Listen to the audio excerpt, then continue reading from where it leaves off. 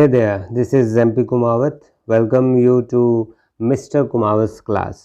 आज हम एक इम्पोर्टेंट टॉपिक पर डिस्कस करेंगे और ये हमारे स्कूल लाइफ में हो चाहे हम कंपटीशन एग्ज़ाम दे रहे हो, ये जो टॉपिक है एक अनसीन पैसेज, ये हमारे एग्ज़ाम्स में आता ही आता है, लेकिन हमें मुश्किल ही किसी ने बताया हो कि अनसीन पैसेज को करने का सही तरीका क्या है। ये बहुत ज़्यादा टाइम कंज्यूमिंग होता है। अगर सही तरीके से हमने इसे नहीं किया तो ये हमारा बहुत ज़्यादा टाइम वेस्ट कर देता है पेपर के अंदर। तो पैसेज करने का तरीका क्या है, उसको देखने से पहले हम देखेंगे कि इसमें गलतियाँ क्या करते हैं, क्योंकि हम हो सकता है स्कूल में पढ़ रहे हैं तो हमारी इंग्लिश इतनी अच्छी नहीं होती है। हो सकता है आपकी इंग्लिश अच्छी हो। ये सभी के लिए वीडियो है तो सबके हिसाब से मैं बात करूँगा। तो हो सकता है भाई इंग्लिश अच्छी हो या इंग्लिश अच्छी ना हो। कोई एक नॉर्मल बच्चा क्या करता है, पैसेज को पढ़ता है, जैसे ही फर्स्ट क्वेश्चन आया, फर्स्ट क्वेश्चन देखा कि व्हाट वाज द मिस्ट्री, तो नॉर्मल सी बात है कि फर्स्ट क्वेश्चन का आंसर पैसेज के शुरू में होगा। बड़ी क्लासेस में ज़रूरी नहीं है ऐसा, वो पैसेज में कहीं से भी हो सकता है। छोटी क्लासेस की बात हो रही है। तो जैसे ही वो फर्स्ट होगा तो क्या करेगा, फटाफट जाएगा कि मिस्ट्री यहाँ था, पूरी लाइन लगा देगा। तो ठीक बात है। और उसके बाद सेकंड क्वेश्चन पर आएगा। तो ऐसा करने से क्या होता है, जब सेकंड क्वेश्चन पर आता है तो फिर वो वर्ड ढूंढता है, तो पैसेज को शुरू से पढ़ता है। थर्ड क्वेश्चन पे आता है तो फिर पैसेज को शुरू से पढ़ता है, क्योंकि माइंड को इस हिसाब से हमने सेट नहीं किया कि हम पहले क्वेश्चंस को क्यों ना समझ लें एक साथ, ताकि बार बार पैसेज ना पढ़ना पड़े। और फिर अगर पैसेज के अंदर कहीं पर यहाँ पर ये क्वेश्चन दिया होता है, find out words from the passage which mean, यानी ये सेम एज भी पूछा होता है, या सिनोनिम कहते हैं, या पूछा जाता है अपोजिट, जिसको एंटोनिम कहते हैं। या तो आपको सेम मीनिंग का आपको वर्ड ढूंढना है या इसका अपोजिट ढूंढना है। इन वर्ड्स को ढूंढने के लिए पूरे पैसेज को 3 से 4 बार पढ़ाई करते हैं, बार बार पढ़ते हैं, लेकिन फिर भी वो कई बार नहीं मिलता। तो ये जो तरीका है ये बहुत ही ज़्यादा गलत तरीका है, ये बहुत ज़्यादा टाइम वेस्ट करता है। हमें इतनी सी बात समझ नहीं आती कि अगर फर्स्ट क्वेश्चन देख रहा हूँ तो क्यों ना पहले ही सेकंड क्वेश्चन देख लूँ, क्यों ना थर्ड क्वेश्चन देख लूँ। हम हर इंडिविजुअल क्वेश्चन के लिए हर बार पैसेज को अलग से पढ़ते हैं, ये बहुत ही गलत तरीका है। तो ये तरीका नहीं करना हमने, ये बहुत ज़्यादा टाइम ख़राब करता है। तो पैसेज का जो तरीका मैं आपको बता रहा हूँ ये कमाल का तरीका है, और इस तरीके से आप बहुत ज़्यादा टाइम बचा सकते हो। एक पैसेज को करने का जो टाइम होता है वह मान के चलो कि 20 से 25 मिनट ही होता है, लेकिन क्योंकि सही तरीका नहीं पता होने के कारण ये 40 से 45 मिनट ले जाता है, और कई बार 50 मिनट, बहुत टाइम वेस्ट हो जाता है इसमें। तो इससे बचने के लिए क्या करना है, मेरा जो तरीका है वो आप ज़्यादा ध्यान से देख लें कि आपको करना क्या है। सबसे पहले जब भी आपके पास पैसेज आ जाए, पेपर में अनसीन पैसेज आ जाए, तो आपको पहला काम करना है कि यहाँ पे नज़र डालो कि क्या ये क्वेश्चन दिया हुआ है जो सेम एज पूछ रहा है। अगर ये क्वेश्चन दिया है तो पहले इनको पढ़ लो कि something that is difficult to understand और to explain and being used to. तो क्या होगा, पहले माइंड में रखने से पैसेज पढ़ते टाइम हो सकता है कि ये कोई बेसिक क्वेश्चन हो, सिंपल लैंग्वेज हो, तो हमें नॉर्मल मिल जाएगा, पढ़ते टाइम मिल जाएगा। हमें माइंड में रखना है, तो ये हमारा लास्ट में जो टाइम वेस्ट होता है उससे बचा लेगा। इसका दूसरा तरीका भी है, कई बार ये अनसीन पैसेज में नहीं दिया होता, तो हमें इसलिए पहले ही चेक कर लेना है, ताकि हम फर्स्ट स्टेप के अंदर काम करेंगे जो नहीं करना होगा। फिर स्टेप्स क्या है, कौन से स्टेप की बात कर रहा हूँ। अनसीन पैसेज को करने के लिए इस पैसेज को हम 4 स्टेप्स में करेंगे। 4 इसके अलग अलग स्टेप हैं। स्टेप फर्स्ट क्या है, पहले तो हम ये देख लें। स्टेप फर्स्ट है गिव अ रीडिंग, कि आपको पैसेज को एक रीडिंग देनी है, प्लस अंडरलाइन करना है। अंडरलाइन किसको करना है ये देखें। फर्स्ट स्टेप हमारा कहता है कि पूरे पैसेज को आप पढ़ो, और कुछ नहीं करना, केवल पैसेज को पढ़ना है बड़ी गहराई से। हिंदी आपको नहीं आती हो कोई दिक्कत नहीं है। और साथ में क्या करना है, अभी मैंने बोला कि आपको अंडरलाइन करना है।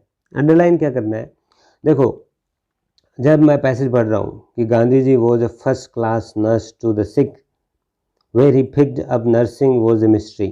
इस पूरी लाइन के अंदर एक ऐसा वर्ड है जो थोड़ा अलग है। आपको कुछ नहीं करना, बस पैसेज पढ़ते जाओ, हाथ में एक पेंसिल रखो, जो भी अलग वर्ड आता है उसको अंडरलाइन कर लो। इस पूरी लाइन में एक ही वर्ड अलग है जो दिया है, वो है मिस्ट्री। इसको अंडरलाइन कर लो। उसके बाद आगे पढ़ो।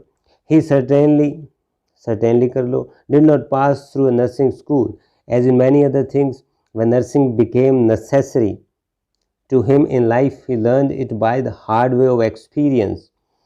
In the ashram at Sabarmati, all sick persons came directly under his eye and care।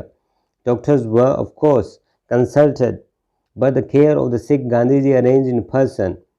It was a joke, especially among the people, especially in the ashram, that if you wanted to see Gandhiji every day and talk to him and hear him crack jokes, you had only to be ill and get into bed। अब यहाँ तक मैंने पढ़ा है तो आप देखो कि क्या बात यहाँ देखने को मिली है कि लास्ट क्वेश्चन को जब हम करते हैं तो हमें पूरा पैसेज पढ़ना पड़ता है, बहुत टाइम लगता है एक वर्ड को ढूंढने के लिए। लेकिन यहाँ देखो कि सिंपल सी बात है कि सिंपल वाले वर्ड्स जो है वो नहीं पूछे जाएंगे। अगर ये 1 2 3 4 5 6 और 7 हमने 7 लाइन्स पढ़ी है और 7 लाइन के अंदर 1 2 3 4 5 6 7 only and only 7 words he underline हुए हैं। और मेरा ये प्रैक्टिस की हुई है पूरी, 99% चांसेस है कि आपका जो 1 वर्ड जो आप ढूंढते हो लास्ट में, सेम एज या अपोजिट, वो इन्हीं अंडरलाइन वर्ड्स में से ही मिल जाएगा। तो आपको स्टेप फर्स्ट के दौरान जो आपका पहला स्टेप है कि पैसेज पढ़ना है और साथ साथ ही जो वर्ड एक्स्ट्रा दिखता है, जो अलग दिखता है, उसको आपने अंडरलाइन कर लेना है। ये आपको फर्स्ट स्टेप के अंदर करना ही करना है। तो इससे बहुत ज़्यादा टाइम बचता है। कहाँ आपको 7 लाइन्स पढ़नी पड़ती, कहाँ आपको सिर्फ 7 अंडरलाइन वर्ड्स को ही देखना होगा।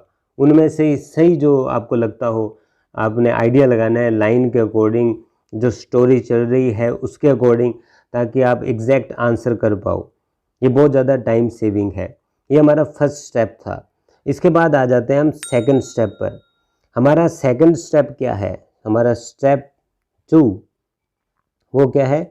Go through the questions. आपको क्या करना है? इन क्वेश्चंस को पढ़ना है। आप बात ध्यान रखें, ये 7 और 8 तो अलग है, वो अंडरलाइन वाले हम लास्ट में करेंगे। पहले 6 क्वेश्चंस तक आपको देखने हैं। आपको ये गलती नहीं करनी कि जैसे आपने फर्स्ट क्वेश्चन देखा कि व्हाट वाज अ मिस्ट्री, तो आपको याद, क्योंकि आपने अभी पैसेज पढ़ा है, आपको याद आएगा कि मिस्ट्री वर्ड मैंने देखा था शुरू में। आप फटाफट वहाँ जाओगे, उस लाइन को डिटो कॉपी करने की कोशिश करोगे। ऐसा नहीं करना, क्योंकि अगर ऐसा किया तो इतने टाइम के अंदर पूरा पैसेज आप भूल जाओगे। तो इससे बचने के लिए अपने को क्या करना है कि क्वेश्चंस को देखेंगे। पहला क्वेश्चन जो है, फिर सेकंड क्वेश्चन, फिर थर्ड क्वेश्चन। आप ऐसा करोगे तो उसका फ़ायदा क्या है? हर question, what was serve with coffee, served with coffee. What was a young lad troubled, young lad troubled, trouble word देख लो। Where was Gandhi's cottage in the ashram, cottage. And why did Gandhi ji himself prepare coffee, prepare coffee. ये जो words हैं ये हमारे दिमाग में रहेंगे। आपको स्टेप सेकंड में सिर्फ क्वेश्चंस को पढ़ना है और कुछ नहीं करना। फिर आप आ जाओगे नेक्स्ट स्टेप के अंदर, वो हमारा है स्टेप 3। स्टेप 3 क्या है? Give a second reading. आपको पैसेज को एक सेकंड रीडिंग देनी है, यानी दूसरी बार पढ़ोगे। तो ये हमारा पैसेज रहा, इसको आप क्या करोगे? दूसरी बार पढ़ोगे। ठीक है, हम पढ़ लेते हैं। Gandhi ji was the first class nurse to the sick, where he picked up nursing was a mystery. Mystery word आते ही मेरे दिमाग में आएगा कि ऐसा क्वेश्चन था कोई, और वो क्वेश्चन कौन सा था? 1 नंबर था, 1 लगा लो। आगे बढ़ते जाओ, कुछ नहीं करना। He certainly did not pass through a nursing school as in many other things. When nursing became necessary to him in life, he learned it by the hard way of experience. In the ashram at Sabarmati, all sick persons came directly under his eye and care. Doctors were of course consulted, but the care of the sick Gandhiji arranged in person. It was a joke, especially among the people in the ashram, that if you wanted to see Gandhiji every day and talk to him and hear him crack jokes, you had only to be ill and get into bed. यहाँ तक हमने पहले पढ़ा था। तो यहाँ पे joke word भी आया है, तो हम देखेंगे भी जोक वर्ड जो हमारा क्वेश्चन था वो कौन सा क्वेश्चन था, थोड़ा कन्फ्यूजन हो सकता है तो क्वेश्चन देख लो बस कौन सा था, सेकंड क्वेश्चन था, ठीक बात है। तो मैंने क्या यहाँ मिस्ट्री पे 1 नंबर लगाया था, जोक पे 2 नंबर लगा दो, ऐसे आगे कहीं 3 नंबर लगा दो, कहीं 4 नंबर लगा दो, कहीं 5 नंबर लगा दो। तो इस तरीके से हमें 6 के 6 क्वेश्चंस के आंसर पॉइंट्स जो है हमें वो पॉइंट्स मिल जाएंगे हमें, इसमें कोई दिक्कत नहीं होने वाली है, ठीक है। तो वो पॉइंट्स मिलने के बाद आप क्या करोगे, या जैसे ये दिख रहा है कॉटेज, कॉटेज का पूछा था कि उनकी कॉटेज कहाँ है गांधी जी की, तो हम देख लेंगे कॉटेज वाला जो क्वेश्चन था 5th नंबर था, तो आप क्या करोगे कॉटेज पे 5 नंबर लगा दोगे, है ना। उसके बाद लास्ट क्वेश्चन जो था, लास्ट क्वेश्चन है कि why did Gandhi ji himself prepare coffee, तो हिमसेल्फ क्यों उन्होंने प्रिपेयर की थी, तो यहाँ पे ये क्वेश्चन था Gandhi himself prepare the coffee, ये हिमसेल्फ प्रिपेयर द कॉफ़ी क्यों की थी प्रिपेयर द कॉफ़ी, ये लास्ट क्वेश्चन 6 नंबर, ये था कॉटेज वाला 5 नंबर। इस तरीके से हमने पॉइंट्स लगा लेने हैं, लास्ट क्वेश्चन हम लास्ट में देखेंगे। तो ये क्या हो गया, 6 क्वेश्चन हमें पॉइंट्स मिल गए। अब हमें आंसर करने का तरीका पता होना चाहिए। ये बड़ी गलती हम करते हैं कि जैसे ही क्वेश्चन देखा हमने वो वर्ड हमें मिल गया, हमने वो जो लाइन थी वो सेम एज डिटो लाइन हमने कॉपी कर दी आंसर शीट के अंदर, और फिर सोचते हैं कि हमारे नंबर पूरे क्यों नहीं आए। अरे भैया क्वेश्चन का टेंस अलग हो सकता है, पैसेज का जो टेंस है वो अलग हो सकता है, हमें कोशिश क्या करनी है, और फिर आंसर लिखते हैं 3 से 4 लाइन का। यहाँ देखो 1 नंबर का क्वेश्चन पूछा है, इसका मतलब हमारा आंसर 1 लाइन का होगा, इससे ज़्यादा का नहीं होता, ज़्यादा से ज़्यादा अगली लाइन में चला जाएगा, बस इतना सही होना चाहिए। और क्वेश्चन से ही आंसर बनाया जाता है। आंसर करने का तरीका क्या है, पहला स्टेप है कि आपको क्या करना है, अब जैसे स्टेप की बात कर रहे थे, स्टेप 3 के बाद हमारा जो लास्ट स्टेप 4 है वो है answering the questions, answering the questions. आपको क्वेश्चंस के उत्तर लिखने हैं आंसर शीट में, अब लिखने हैं आपको। तो फर्स्ट क्वेश्चन देखेंगे तब से ही आपको क्या करना है, अब आपको डिटो नहीं लिखना, इसके लिए थोड़ा सा पहले एक टेंस का स्ट्रक्चर देखते हैं। अगर आपने टेंस किए तो अगर स्ट्रक्चर होता है नॉर्मल, अगर अफर्मेटिव स्ट्रक्चर है किसी भी टेंस का, अगर मैं बेसिक वाला लेता हूँ, यानी अगर मैं लेता हूँ प्रेजेंट परफेक्ट, अगर यहाँ पर है subject plus has have plus third form plus object, अगर ये हमारा स्ट्रक्चर है, ये अफर्मेटिव है। इंटेरोगेटिव कब बनता है, ये हमारे सारे क्वेश्चन जो है इंटेरोगेटिव है। इंटेरोगेटिव में क्या होता है, हमारी हैज़ हैव जो है वो आगे आ जाता है, तो हमारा जो नया स्ट्रक्चर बनता है वो बनता है has have plus subject plus third form plus object plus question mark, और शुरू में WH भी होता है। 2 तरीके से बनता है, तो हम देखें कि यहाँ पर WH भी दिया है, उसके बाद ये हेल्पिंग वर्ब जो होती है, तो यहाँ पर वॉज हेल्पिंग वर्ब भी होती है। यहाँ पे वाई के बाद ये WH वर्ड है, उसके बाद हेल्पिंग वर्ब, WH के बाद हेल्पिंग वर्ब, WH के बाद हेल्पिंग वर्ब, ये सब जो है इंटेरोगेटिव स्ट्रक्चर की बात आती है। तो हमें क्या करना है, इंटेरोगेटिव का आंसर करना है। तो आंसर करना है मतलब इंटेरोगेटिव सेंटेंस जो हमारा है इसको हमने अफर्मेटिव में बदलना है, यानी इसमें जो हमारा आंसर शुरू होगा सब्जेक्ट से, सब्जेक्ट के बाद सेकंड प्लेस पे आता है हेल्पिंग वर्ब। अगर आप देख पा रहे हो तो फर्स्ट प्लेस पे आ गया सब्जेक्ट एंड सेकंड प्लेस पर आया हेल्पिंग वर्ब। तो इस तरीके से आपको क्या करना है, अब हेल्पिंग वर्ब के बाद ये मेन वर्ब आ गई, तो इस तरीके से आपको आंसर करना है, ठीक है। तो अगर आप जैसे क्वेश्चन देखते हो फर्स्ट क्वेश्चन, कभी कभी ऐसा होता है कि जैसा हमारा प्रश्न है हमारा आंसर भी उसी टेंस में होगा, कई बार लाइन डिटो मिल जाती है लेकिन हमेशा ऐसा नहीं होगा। तो हमारा क्वेश्चन जो पूछा है इसने हमसे, ये मत देखो भाई व्हाट वाज द मिस्ट्री, पता नहीं कितना बड़ा क्वेश्चन पूछा है, हमसे पूछा है व्हाट, बस हमारा आंसर यही है, बहुत ज़्यादा बड़ा कुछ नहीं पूछा। ये कह रहा है कि what was the mystery, mystery क्या थी, तो क्या थी क्या, सिर्फ यही आंसर है, हमें इसको ढूंढना है। अब व्हाट वाले में कई बार क्या होता है, व्हाट की जगह पर आप डायरेक्ट आंसर रख दो, उसके बाद वाज द मिस्ट्री डिटो हो जाएगा, लेकिन ये वाला आंसर जो है हमने, अब याद करें कि हमने 1 नंबर पॉइंट लगाया था यहाँ पर, तो लाइन को अगर अच्छे से पढ़ेंगे, where he picked up nursing was a mystery, कि गांधी जी ने नर्सिंग कहाँ से की थी, ये मिस्ट्री थी। अब आप ये लाइन डिटो सेम मैच हो रही है, व्हाट की जगह हमारा आंसर क्या बन रहा है, where he picked up nursing, what, उन्होंने नर्सिंग कहाँ से की थी, ये व्हाट का आंसर है, वॉज अ मिस्ट्री, ये मिस्ट्री थी, फुल स्टॉप, यहाँ क्वेश्चन मार्क नहीं लगाना अब। लेकिन यहाँ पे ध्यान देना है ये ही यूज़ किसके लिए हुआ है, ये तो क्योंकि शुरू में गांधी जी का यूज़ हो गया इसलिए आगे प्रोनाउन का यूज़ चल रहा है, लेकिन हमेशा ऐसा थोड़ी करना है। इसके बाद तो आपको क्योंकि यहाँ पे तो गांधी जी का यूज़ हो चुका था पहले, लेकिन अब आपको क्या करना है, जब आप फर्स्ट टाइम ये लाइन लिखनी हो तो ही की जगह आपको गांधी जी लिखना पड़ेगा।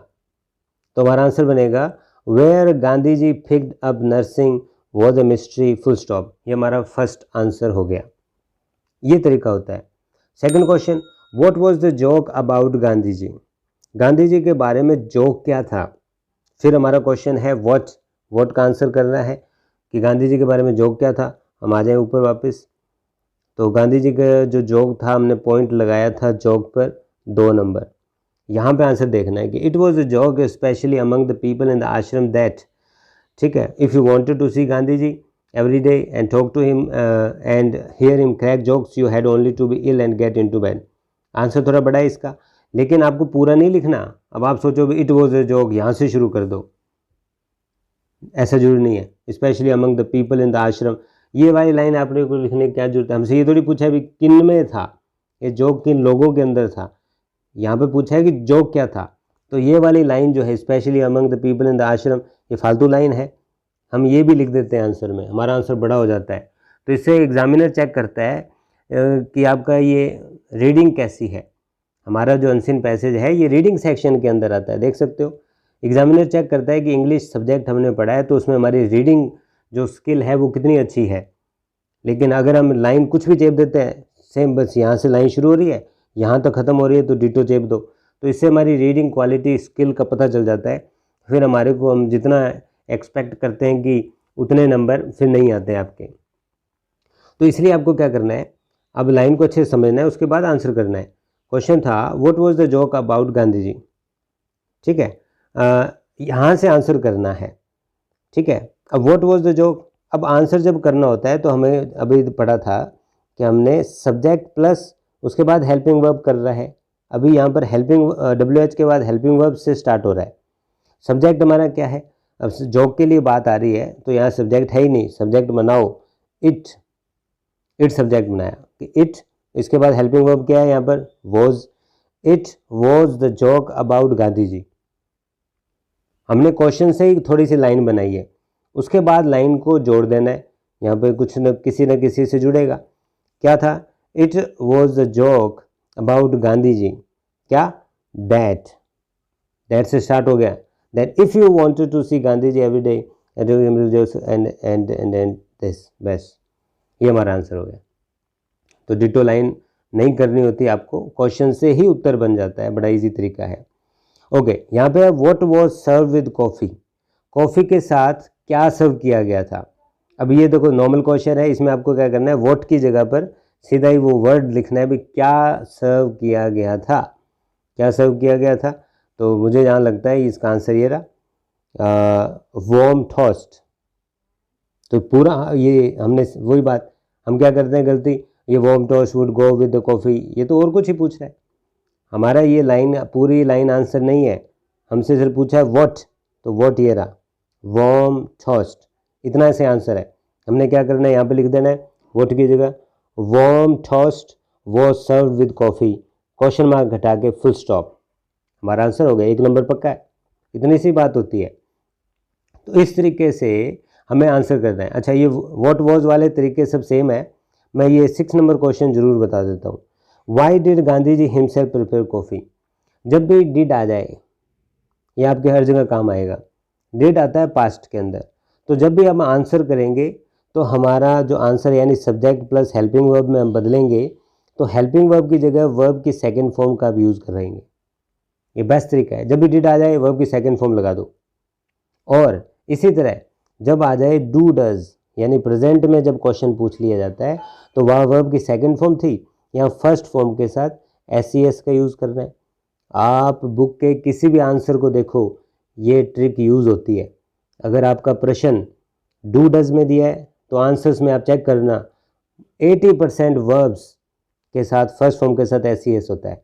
अगर अब आपके क्वेश्चन के अंदर डिड दिया है तो आप आंसर चेक करना 80% वर्ब के साथ वर्ब सेकंड फॉर्म यूज़ होती है, यानी वर्ब ही सेकंड फॉर्म यूज़ होती है सब्जेक्ट के साथ। ये बहुत बड़ी एक हेल्प हो जाएगी अगर इस चीज़ का ध्यान रखते हैं, तो हमारी टेंस से रिलेटेड मिस्टेक्स बहुत कम हो जाएगी आंसर के अंदर। ओके, तो इसमें क्या करना है, ये दिख रहा था मैंने कहा सेकंड फॉर्म करना है डिड, तो हमें आंसर करना है सब्जेक्ट प्लस हेल्पिंग वर्ब।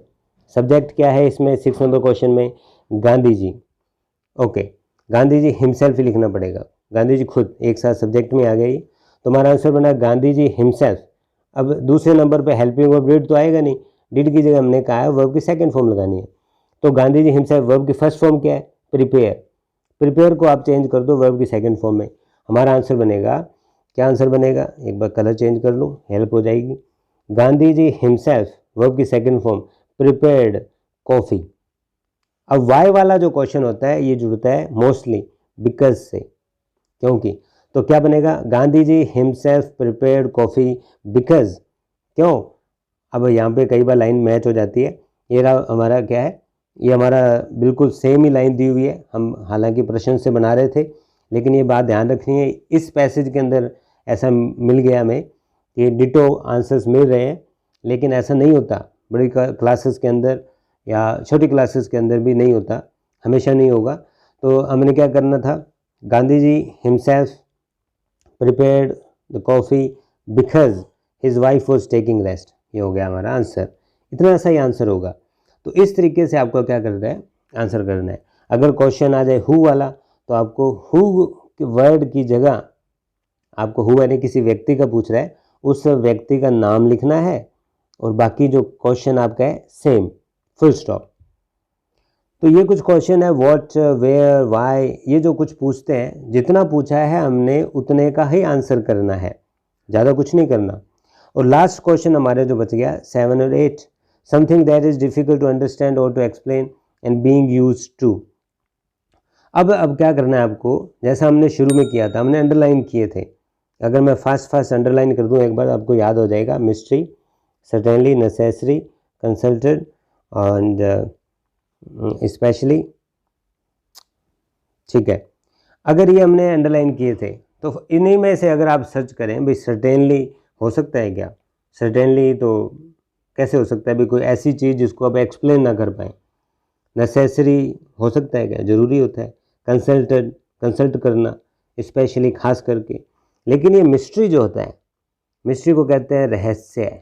रहस्य वो होता है जिसको आप एक्सप्लेन ना कर सको, तो हमारा आंसर मिस्ट्री हो गया, कोई हमें मुश्किल नहीं होती इसमें, ठीक है। अंडरलाइंस को ही देखना है और कुछ नहीं देखना। सेकंड क्वेश्चन था बीइंग यूज्ड टू, किसी चीज़ का आदी होना, हमने पूरा पैसेज नहीं किया, नहीं तो हम आगे भी अंडरलाइन जब करते, डेंसिटी करते, कस्टम करते, है ना, ऐसे करके आगे भी हम कर सकते थे। तो इस तरीके से अब जब नेक्स्ट जो हमारा क्वेश्चन है कि किसी चीज़ का आदी होना, बीइंग यूज्ड टू, आदी होना, तो ये अकस्टम इसका आंसर है, अकस्टम हिमसेल्फ टू आश्रम फूड, आश्रम फूड का आदी करना खुद को, क्योंकि लड़के को अच्छा फूड ज़्यादा पसंद था, लेकिन आश्रम के फूड वहाँ तो खिचड़ी मिलेगी, उसका आदी बनाना खुद को, अकस्टम, आदी होना, ये हमारा आंसर है। तो इस तरीके से हमारा ये जो पैसेज है आप प्रैक्टिस करके देखो, ये तो मैं एक्सप्लेन कर रहा हूँ आपको, आप प्रैक्टिस करके देखो, 20 से 25 मिनट के अंदर आपका पैसेज पूरा हो जाएगा और 99% मैं श्योर हूँ कि आपके आंसर इस तरीके से अगर आप करते हो, सभी क्वेश्चंस आपके सही होंगे, गलती नहीं होगी, आपको नंबर्स भी 10 आउट ऑफ 10 ही मिलेंगे, यानी 100% नंबर मिलेंगे आपको। लेकिन इस तरीके से आपको चलना पड़ेगा। तो मैंने आपको जो बताया वो क्या बताया कि स्टेप्स में चलेंगे, step first, second, third, fourth, 4 steps के अंदर आप अगर पैसेज करते हो तो यही तरीका सबसे बेस्ट है, आपको किसी तरह की कोई दिक्कत नहीं आएगी, बहुत टाइम बचाने वाला हो जाएगा। तो आप इसको फॉलो करें और उम्मीद है आपको ये वीडियो अच्छी लगी हो, और अच्छी लगी है तो आप लोगों को भी, दूसरे अपने फ्रेंड्स की भी हेल्प करें पैसेज को समझने में, और इस वीडियो को प्लीज़ काइंडली शेयर भी कर दें अपने फ्रेंड्स के बीच, ग्रुप्स के बीच में। और ऐसी और भी एजुकेशन से related motivational kind of and कभी कभी एंटरटेनमेंट्स वीडियोस के लिए मिस्टर कुमार्स क्लास चैनल को आप सब्सक्राइब कर लें और बेल आइकन को दबाना ना भूलें, क्योंकि आपको आगे की वीडियोस के नोटिफिकेशंस टाइम टू टाइम मिलते रहेंगे। Thank you very much.